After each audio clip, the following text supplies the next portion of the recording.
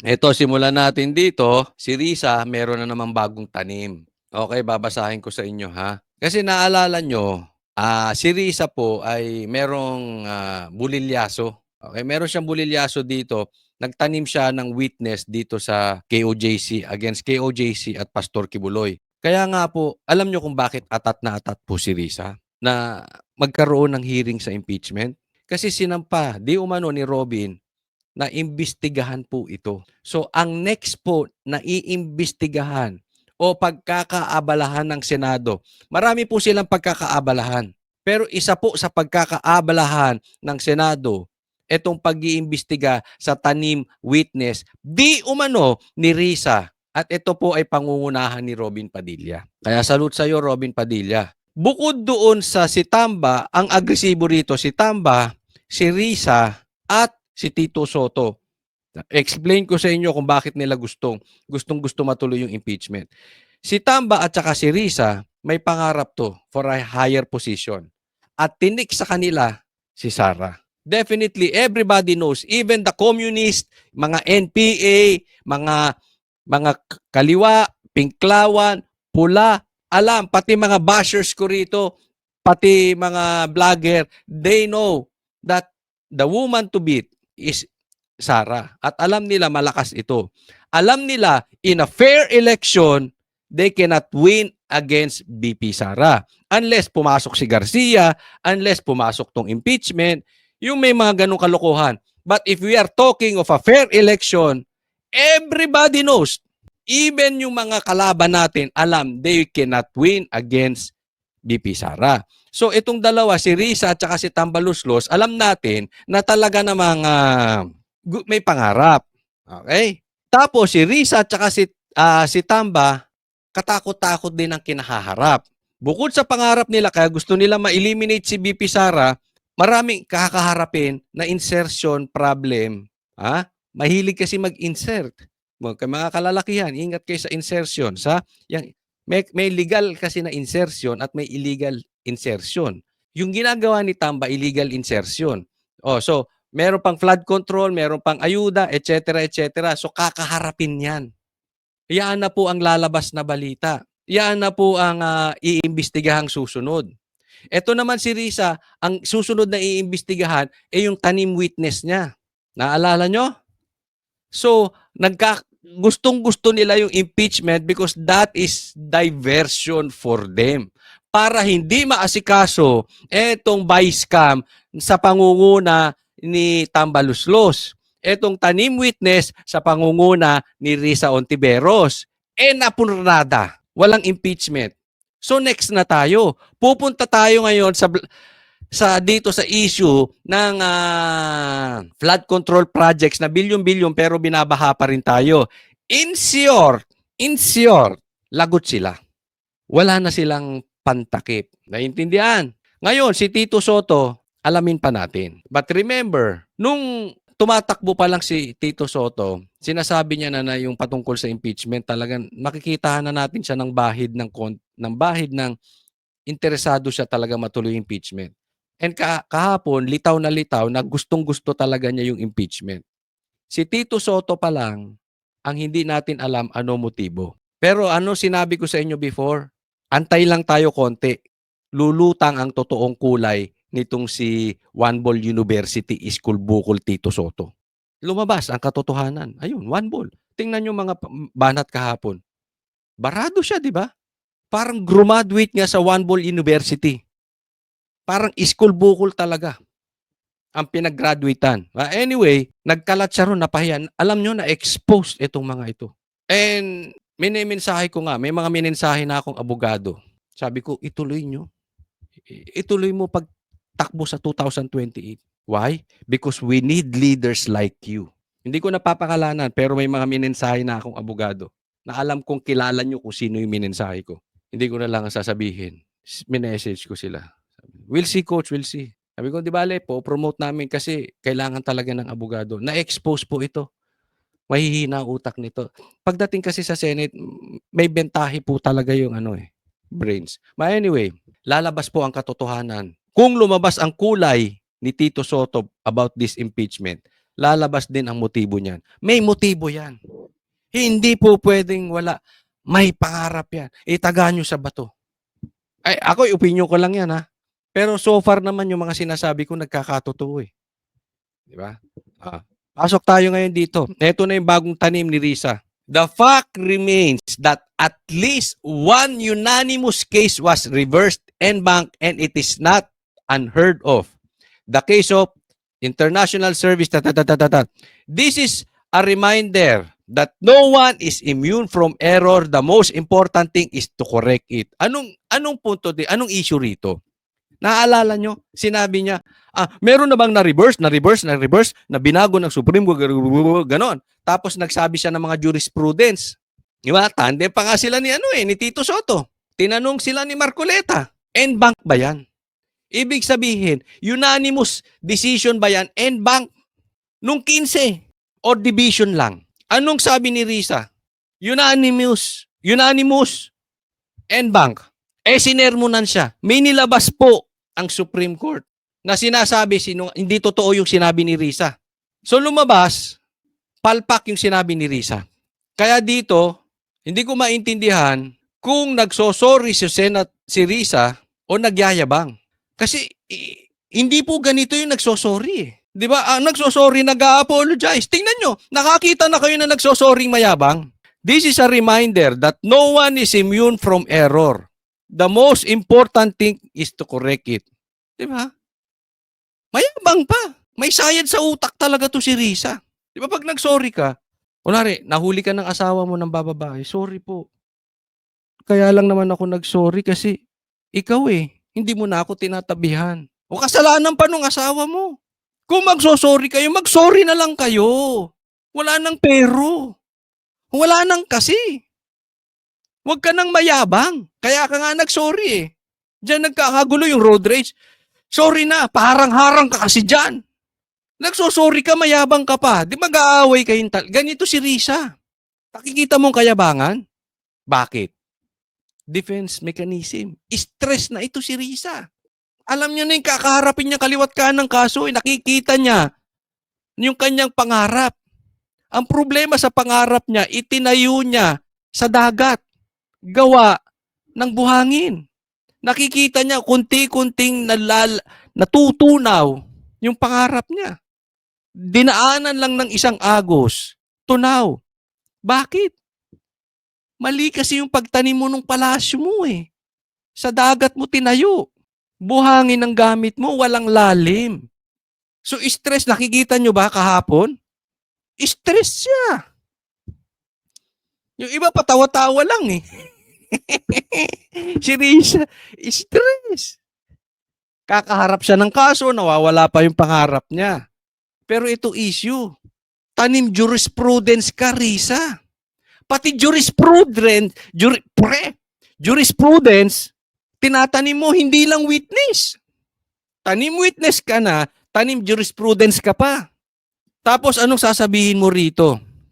Ito, pakinggan nyo ito mabuti. There is a reminder that no one is immune from error. So parang ang sinasabi niya, nagkamali ako. Pag ikaw nagsalita, nagkamali. Pag DDS ang nagsalita, sasabihin nyo fake news. Bastos din kayo. You are hypocrites. Sige nga, Claire, tawagin mo, ano to? Fake news? Fake news peddlers? Peddler? Yung kayong mga pinklawa ko, hindi kayo makapa-hipokrito, pasimba-simba pa kayo. Pinabless nyo pa yung impeachment. Kaya ako naiipokritohan dito eh. Pinabless nyo yung articles of impeachment. Anong ibig sabihin? Pag pinabless mo, pinagdasal mo, Lord, iwan ko na ito sa paanan mo. Sana po magtagumpay kami dito. But if not, this is important. Pag kayo magdadasal, this is very important. But if not, it is not my will. Your will be done. I will submit. Otherwise, wag ka na magdasal. Kung ang gusto mong sagot, yung sarili mo. Kasi pag nagdasal ka, may sagot na yes, no, and wait. Tatandaan po natin sa prayers lahat yan. Pag nagdasal ka, willing kang tagampin, any of the three. Bakit? Because you humble your heart, you submit to the throne, you submit yung prayer mo to the King of Kings that you know better than me, so be it. This is my prayer, but if not, your will be done. Ganyan yung sinabi ng Panginoon, di ba? Kung maaari po, let this cup pass me. Ibig sabihin, let this sacrifice, yung bago siya ipako sa cross, but not my will. Ipinagdasal nyo, ipinag-bless nyo pa. Hindi nyo naman tinanggap ang sagot. Ganyan kayo, hypocrites. Why? Double standard kayo eh. Pag nagkamali, DDS, fake news. Pag kayo mistake, tingnan nyo kalokohan ninyo. But eto sa akin ha. At marami pong nagsasabi. Gayahin ko na rin yung mga sinasabi nyo. Alam nyo, sabi ng taong bayan, nababasa ko naman sa mga komentary. Nababasa, may mga mensahe namang nagsasabi sa atin. Kalat naman. Hindi ka nagkamali, Risa. Hindi ka nagkamali. Talagang sinungaling ka. Para sa akin ha, yan ang pinapaniwalaan ko. Sinungaling ka talaga. Bakit? Kung lulusot, lulusot. Kung hindi ka ba sinita, kasi ang problema, matagal to sa Senate, quote sila ng quote ng jurisprudence, walang sumisita. Hindi, sa totoo naman kasi kahit sa abogado, yung pag-aaral ng jurisprudence, ang dami niyan. Ang hirap talaga aralin yan lahat. Kaya nga minsan, team of lawyers, hindi ka kukuha ng isang lawyer, team of lawyers yan eh. For research. You make sure you are updated. Eh, ang dami. So, hindi agad, mag-state ka niya, according to oh, sige, okay niya, okay. Kasi hindi alam. Kaya nga, saludo kay Marcoleta, binara siya. Ay, kinorek din ng Supreme Court. Kung hindi ba kinorek ng Supreme Court, aamin ka ba? Kung hindi ka ba kinorek ni Marcoleta, aamin ka ba? Kung sasabihin mong oo, tandaan mo, hindi ka namin tatandanan. Tandaan mo to sinabi namin, hindi ka namin tatanan. You know why? Marami kang kinot. Hindi ka nagsosorry. I-research namin lahat. Isa-isahin namin yan. Pagpalpak yung kinot mo jurisprudence, ibabalik namin dyan sa'yo. Sabi ko sa'yo eh. Kaya ka lang nagsorry kasi nahuli ka. Alam mo yung lalaki ng bababae? Napunta na naman tayo sa babaguhin naman natin. Yung babae naman. Yung babae ng lalaki. Hindi naman magsosorry yan eh. Pinatas ko lang ha. Hindi po ako sexist. Pinatas ko kasi kanina ko pa inaano yung babae, lalaki. Yung babae. Yung babae ng lalaki. Kaya lang umamin yan. Kaya lang nagsorry yan kasi nahuli. Hindi magsosorry yan. So hindi po yun nagkamali. Sinungaling. Nakakita na ba kayo ng nabuntis? Kasi nagkamali. Ano yun? Nadapa ka? Bigla kang pumatong? Lukuhan. Walang kalukuhan ganon. Nadapa ka, tas kaya ka napapatong. Tapos bumomba ka pa ilang beses. Tapos sasabihin mo, nagkamali. Ganito yung ginagawa mo, Risa eh. Sorry po pero yan yung magandang halimbawa eh. Hindi po ako ayoko po ng kabastusan. Pero yan yung ginawa niya eh. Exactly that. Hindi ka nagkamali. Sinungaling ka, Risa. Niloloko mo taong bayan eh. Wala ka pang ibang aaminin. Baka lang. Wala tayong Hindi po tayo nananakot. Kaya lang maraming mga nagbe-mensahe sa atin eh. May mga hawak na ebidensya eh. Baka mamaya ilabas nila yun. Tapos sasabihin mo, sorry, nagkamali ka lang. Kung kailan ka ulit na sita, saka ka ulit magsosorry. Tatandaan mo.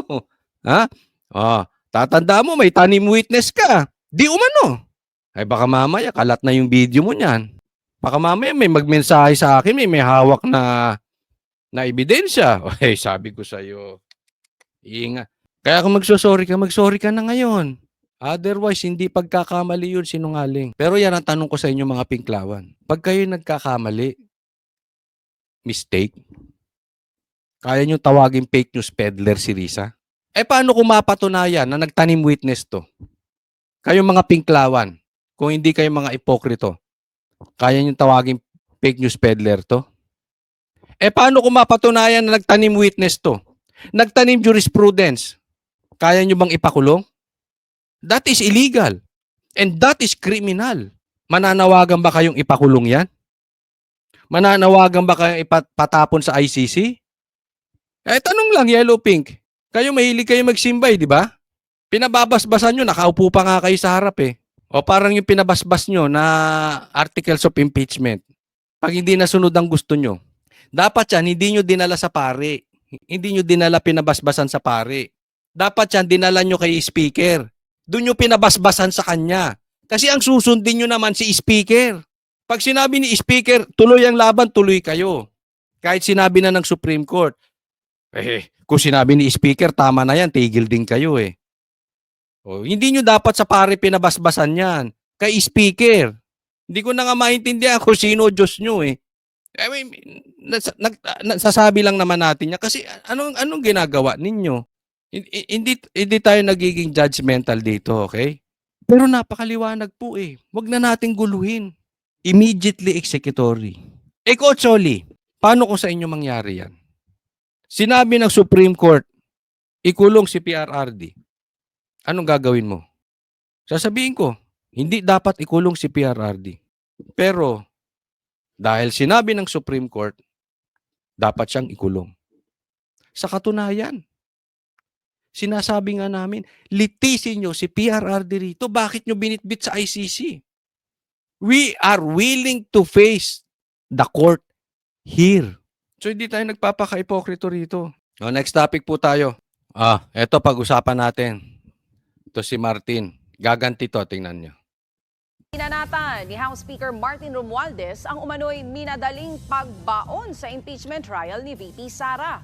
Pagdidiin niya, hindi raw tungkol sa pamumulitika o pamumulitika ang impeachment, kundi sa pananagutan at katotohanan. Para sa detalye live mula sa Kamara, nasa frontline ng balitang yan si Marian Enriquez. Marian? Sarina, iginit nga ni House Speaker Martin Romualdez na hindi yung paghahain nila ng impeachment complaint sa Kamara ang minadali, kundi yung pagbaon nito sa Senado. Ayon kay Romualdez, ang pag-archives esensya ay pagbabaon sa mga articles of impeachment. Pero giniit niyang hindi pa pinal ang desisyon ng Korte Suprema dahil naghain ng motion for reconsideration ng Kamara noong August 5. Ibig sabihin, aktibo pa ang kaso. Inatasan pa nga ng SC ang kampo ng bise na magsumite ng komento. Kaya pagtatanong ni Romualdez, bakit minamadali ng Senado ang pag-archive nito? Hindi naman minamadali, nakinig ka ba? In-archive nga eh. Di sabi, pag nagbago ng desisyon ang Supreme Court, which is impossible, but just in case magbago ang Supreme Court ng remember this, again, dito na bara si na nagsisinungaling. Etong nagtanim jurisprudence to si Risa. Unanimous decision eh. Lahat po. Ibig sabihin yung lahat magbabago ng pag-iisip. Malabo po yan. But anyway, for discussion purposes, pag nagbago daw, ano bang usapan? Di bubuhayin ulit. Kasi kung ano naman na sinabi ng korte, yun ang gagawin eh. Giit niya, malinaw ang konstitusyon. Tanging ang Kamara lang ang may eksklusibong kapangyarihan na magsimula ng impeachment. Ginamit Hindi naman kina-question yun. Kamara lang ang may exclusive power to initiate the impeachment. Hindi naman sinabi yun. Sa katunayan, nagsabi pa sa last page o one of the last pages ng sagot ng Supreme Court, ang sabi, nagturo pa kung paano nyo gagawin yung impeachment ng tama kasi bobo kayo. Mali-mali yung ginawa ninyo eh. Hindi po natin pwedeng labagin ng due process. Lagi natin tatandaan. Hindi porket tama ang motibo ninyo. Magpalagay natin may kasalanan si Sara. Isasantabi natin ang due process. Hindi po nyo nasunod ng maayos. Kaya tinuturuan kayo. Kulang na lang sabihin mga bobo kayo. Eto gawin nyo, inisa-isa. Wala namang, hindi naman inaagaw sa'yo eh. Ito si Tambaluslos palibhasa. Mahilig mag-agaw ng lakas. Hindi ng lakas eh. Naging si Diwata. Mahilig mag-agaw ng kapangyarihan, ng ari-arian, lahat ng may-an. Di umano. May di umano. An. Ikon pa man din to. Lahat. Akala mo inaagaw sa'yo yung kapangyarihan na mag-initiate ng impeachment. Sa'yo na yan. Gusto mo, saksak mo sa baga mo eh. 3 taon lang yan. Tandaan mo yan. Pag upo ni BP Sara, wala ka na dyan sa kinauupuan mo. Oh, saksak mo yan. Sa'yo yan. Oh, in 3 years. Oh, hindi inaagaw sa'yo. nila ang kapangyarihang ito nang naaayon sa saligang batas. May transparency at may mabuting layunin, hindi dahil sa galit kundi dahil sa tungkulin. Sa halip pangaraw ay sinalubong sila ng personal na pag-atake, malawakang paratang at mga naratibong naglalayong ipinta ang isang seryosong tungkuling konstitusyonal. Pero teka muna ako tawan, ha? Sabi niya, siya lang na may karapatang mag-initiate, ang House lang. At sinasabi niya, ito hindi usaping political. Eh bakit si Bongbong? May confidential funds din yun. Ba't hindi mo, bakit di nyo pa imbestigahan kung hindi kayo ipokrito? Eh tatanong lang ha, takot ka kay Bongbong? Kasi, alam mo, ako, payo ko lang sa'yo, tamba ha? Hindi, wag na tamba. Binago na ni Aimee yung tawag sa kanya eh. Buhaya. Hindi po buhaya, hindi buhaya. Ano ba yung tawag sa bonjing? Bonjing. Bonjing. Hindi mo ba napapansin? Parang inahatake ka rin ng Malacanang. Parang lang ha. Eh ako sa tingin ko, akin lang. Binabanatan ka na ng Malacanang. Eh hindi ka gagalaw? May sabi pa nga eh. Makampi ko sa iyo ha. May nagsasabi pa nga. Patatanggal ka dyan. Ipapahiya ka. Bilang House Speaker. Hindi ko alam kung totoo yun ha. Unahan mo na. Unahan mo. Ay, suggestion lang naman. Pa-impeach mo. Alam kong marami kang alam patungkol kay Bongbong. At ito pa. Alam mo pag pina-impeach mo si Bongbong, sa tingin ko lang naman to ha. Sa tingin ko susuportahan ka ng mga senador. Ha? Sa tingin lang naman yon. Kaya, sige. Kasi mauunahan ka. Pansin mo ba? Kung ano-ano na sinisilip ng mga kaalyado ng presidente sa'yo? Nilalaglag ka na. Hindi ka gagalaw. Nasa iyo kapangyarihan. Nasa iyo ang chaching-chaching. Ang daming nakasuporta sa'yo, 200 dyan. Pa-impeach mo. Baka pati si Pulong pumirma sa'yo. Yung mga senador. Ako nagpapayo lang. Kasi, ito kumakalat. Mamaya yung kumakalat, mamaya, ha? Bilang karaniwang laro ng kapangyarihan. Ayon pa kay Romualdez, tatandaan sa kasaysayan ang sandaling ito at kapag naalala ng mga Pilipino, ang tanging masasabi niya, nanindigan ang Kamara na ginampanan nito ang tungkuling iniatang ng... Hindi yan ang matatandaan ng Pilipino. Alam mo matatandaan ng Pilipino? Mr. Ayuda ka. Oo! Swapang ka sa kapangyarihan. Swapang ka sa kapangyarihan. Kaya yan ang tingin ng mga Pilipino sa'yo. Hindi mo kaya sa patas na laban yung babae. Kaya ina-underground mo. Babae pa. Babae. Yan ang tingin sa'yo sa kasaysayan. Maniwala ka. Alisin mo yung pera. Wala. Eto, sasabihin ko sa inyo, alam to ng mga vloggers ng mga DDS. Sa Duterte, walang bigayan dyan. Wala. Puro paninindigan. Ano ibig sabihin? Mahal sila talaga ng taong bayan. And I'm very confident to say this because all the DDS vloggers can attest to what I'm saying. Alam mo yung mga pulahan? Sabihin ko sa iyo, para alam mo lang. Yung mga pulahan lumipat dyan, pag narinig nila yung sinasabi ko, sasabihin nila totoo. Kasi yung iba kaya lumipat. Dahil walang bigayan kay Duterte. Totoo yan. Hindi po ako nagsisinungaling. Mahal sila. Ikaw, walang nagmamahal sa iyo. Kung walang pera, may pera. Kaya, alam nyo, ito sinasabi ko bago tayo lumalim. Ikaw, Tamba, may kumakalat at marami tayong nakikitang report na yung mga kaalyado mo dyan, biyak na yan. Hindi na solid sa'yo yan. Nag-aantay na lang ng basbas ni Marcos. Pag binasbasan niya ni Marcos, tandaan nyo to, sasabihin ko ha, baka sabihin nyo, tsamba na naman Baka sabihin nyo, saan mo nakuha yan? Pag binasbasan ni Marcos yan, yung mga congressman dyan gaganong-ganon na, hindi lang sila makagalaw because hawak mo Hawak mo alam mo na yung tsaching. Pero pag binasbasan ni Marcos yan, tanggal ka bilang speaker.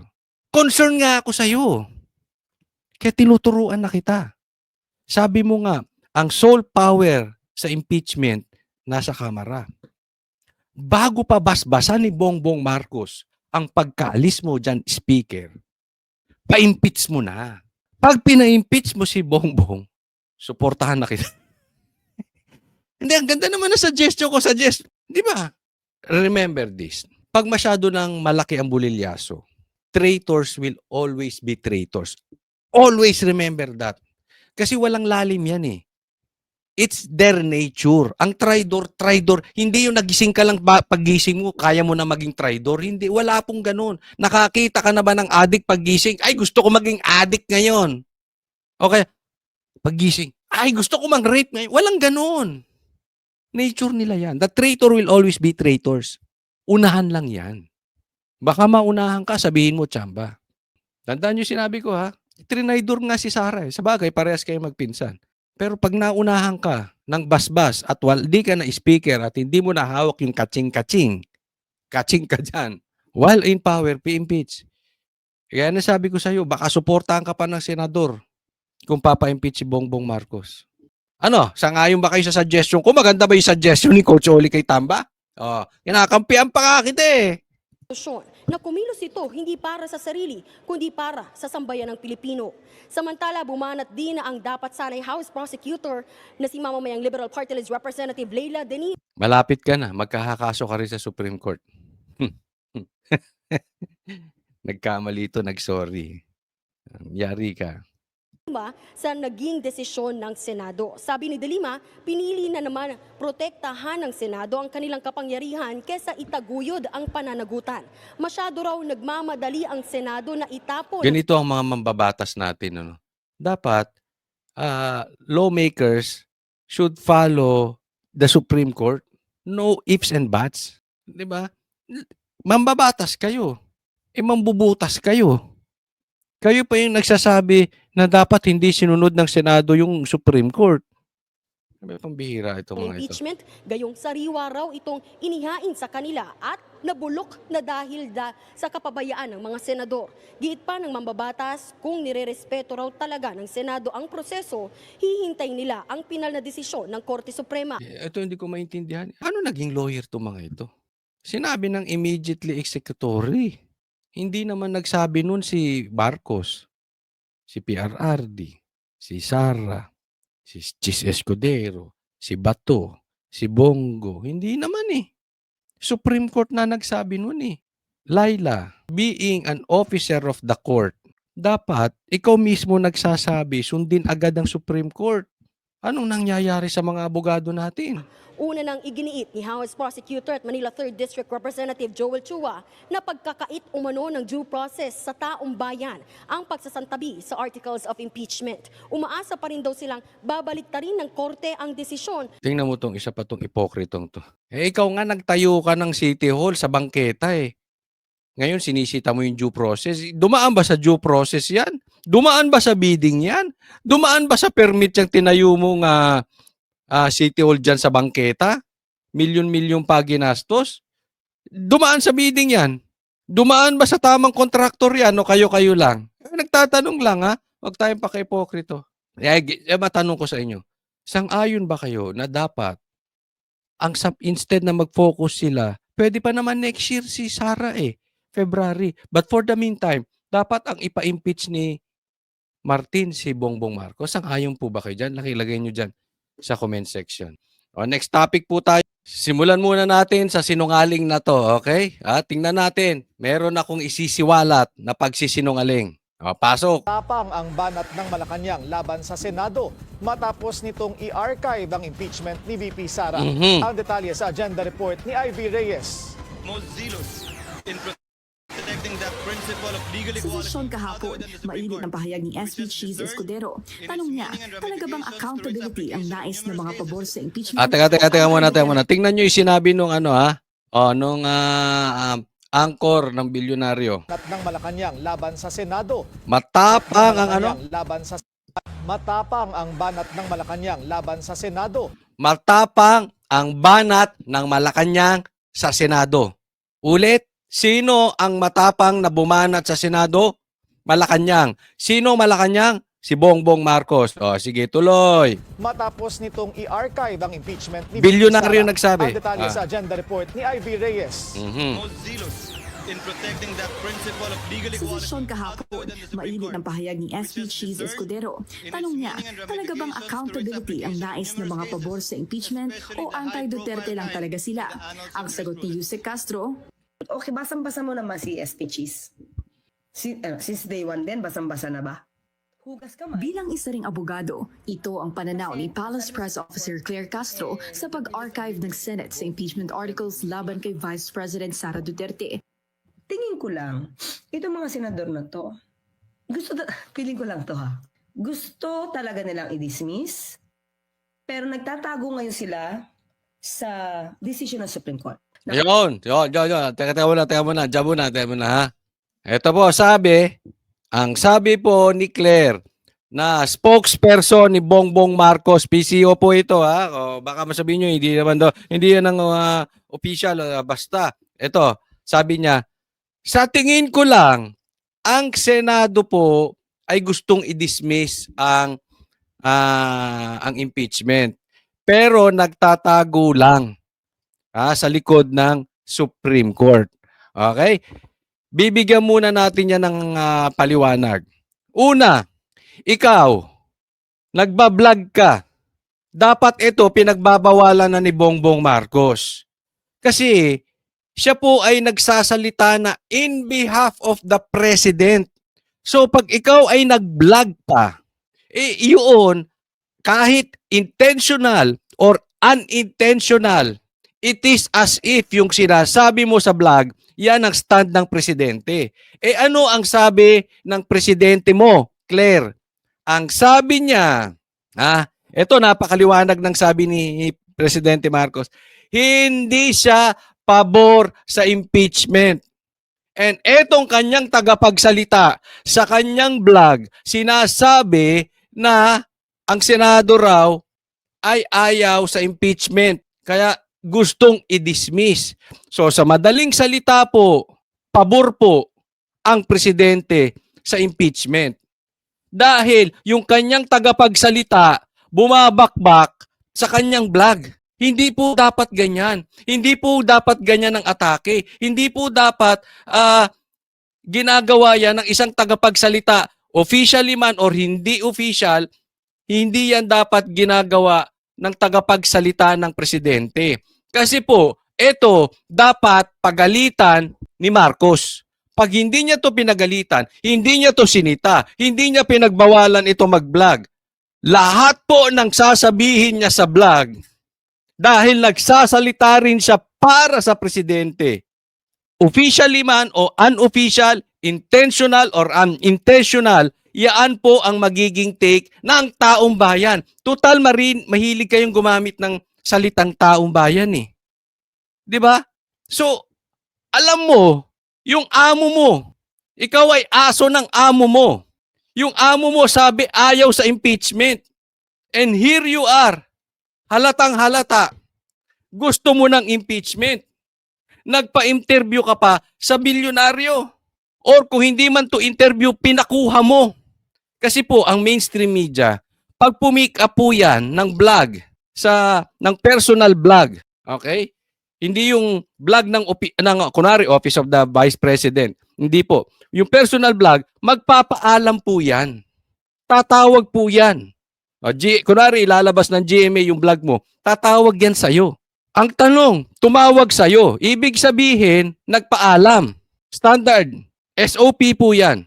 So kung nagpaalam sa'yo, ibig sabihin, ginusto mo na ilabas. Yung sinasabi mo sa vlog mo, ginusto mong ilabas.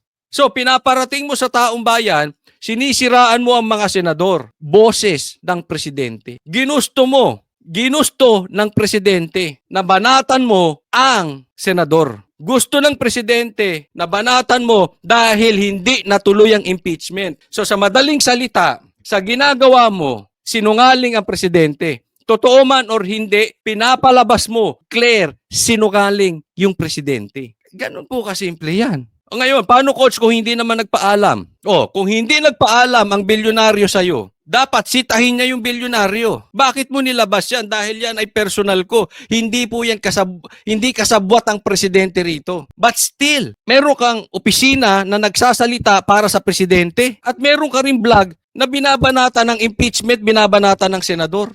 Para saan pa yan? Yan ay maliwanag na conflict of interest. Di ba? Ngayon, sasabihin mo na ang mga senador nagtatago sa Supreme Court. Kung ganyan ang tingin mo, dahil ayaw talaga nila ng impeachment at ang punto mo, ginagamit ng mga senador ang Supreme Court dahil natatakot sila. So nagtago sila sa mga Supreme Court. Ako naman, kung ganyan ang linyada mo, ang sasabihin ko, yung presidente mo nagtatago sa palda mo. Bakit? Ba't hindi siya magsalita? Kasi ulitin ko, kung hindi ka niya sisitahin, hindi siya magpa-public apology o hindi siya magpa-public info na hindi niya salita yung sinasabi mo sa vlog mo, salita niya yan. It is considered salita ng presidente. Pero hindi niya kayang gawin. Dahil tinanong siya nung reporter sa India, akala niya, chinempo pa nila yung kung kailan didesisyonan yung impeachment ng ni BP Sara sa kasaluypad ng India. Akala niyo, hindi ko alam yung mga timing yung kalokohan dyan. Dahil ayaw nyo matanong kayo ng reporter. O tinanong siya ng India ron. Iwas pusoy siya dun. Sinasabi niya wala siyang kinalaman sa impeachment. Tapos yung tagapagsalita niya nagsasalita about impeachment. Talaga bang niloloko nyo taong bayan? Talaga bang ang tingin nyo sa taong bayan maliliit ang utak? Tingin nyo ba sa taong bayan puro adik? Sunog ang utak? Niloloko nyo. Yung presidente mo ang nagtatago sa palda mo. Sabihin mo sa kanya, kung galit siya sa ginawa ng senador, siya mismo magsalita. Sabihin mo sa kanya, kung galit siya sa mga ginawa ni Tambaluslos patungkol dyan sa flood control project, siya mismo magsalita. Tago siya ng tago sa palda mo eh. Di ba? Atakas ang Senado sa judgment ng mga tao na sila ang pumatay sa impeachment kasi ang tinuturo nila Supreme Court. Sa kanyang vlog, sinabi ni Castro na tila nagtatago sa likod ng Korte Suprema ang senator judges. Dahil kung tutuusin, hindi ng pag-archive ang recourse bunsod ng immediate and executory ruling ng SC. You can also show respect by not making any action, saying na let's wait for the final decision of the Supreme Court. And then kapag naging final na ito at sinabi talaga no jurisdiction, then you cannot do anything but to abide by the law or to abide by the proceeding. Teka muna. Okay, sabi niya, hindi naman dapat in-archive ng Senado. Okay? Meron pa namang ibang pamamaraan kung paano natin susundin ang Supreme Court. So bakit in-archive nyo agad? Kasi yan ang diyan nagbotohan ng Senado. I-archive ba yan? Parang sa atin, gamitin ko na lang yung salitang, itago muna natin sa baul yan. Yung iba munang asikasuhin natin, parang ganun yung pag-archive sa layman's term. Bakit nyo in-archive yan? Hindi pa naman final yan. Pwede pa naman nating irespeto sa ibang paraan yung Supreme Court sa ibang pagpapakita. Teka muna, ano bang hindi final doon? Ano bang sabi ng korte? Immediately executory. Ano ba bang mahirap intindihin doon? Paano ka naging abogado? Paano hindi naging final? Kasi ang punto niya siguro dito dahil nag-submit pa ng MR, etong si Martin Romualdez. Sakto pa no, MR Martin Romualdez. Nag-submit ng MR na baligtarin ng Supreme Court yung kanilang desisyon. Alam mo kung anong problema doon? Noong pinagpapaliwanag sila ng Supreme Court, kasi pati naman si BP Sara pinagpaliwanag patungkol dito. Yung Congress, pinagpaliwanag din. Hindi nagpaliwanag yung Congress. Tapos nagdesisyon ang Supreme Court. Nung nagdesisyon, magsasubmit kayo ng MR, talagang may kaloko. May topak ba talaga yan si Tamba? Kasi nakipagtigasan sila eh. Kumbaga sa mag-boyfriend, sige, kung hindi mo ako sasagutin ngayon, ayoko na sa'yo. Hindi na kita parang ganun, nagtapang, nag-bluff. So akala nila matatakot yung Supreme Court. O di nag-decide ng Supreme Court. Ngayon, nung sinabi nung babae, o di sige, diwag. O ikaw ngayon to. Tingnan muna. Ikaw naman hindi ka maabiro eh. O ano ba, sige, kailan mo ba ako sasagutin? Di ba? Asar na asar ako sa ganyang lalaki. Bakit? Pagka lalaki, pag may sinabi ka, halimbawa, maraming ganyan sa magbo-boyfriend. Mapunta muna tayo sa magbo-boyfriend. Break lang po, break lang. Sa akin, pag sinabing break, ay nako, guaranteed yan. Kung nanonood ang girlfriend, mga ex ko rito, alam nila yan. Pag sinabi kong break.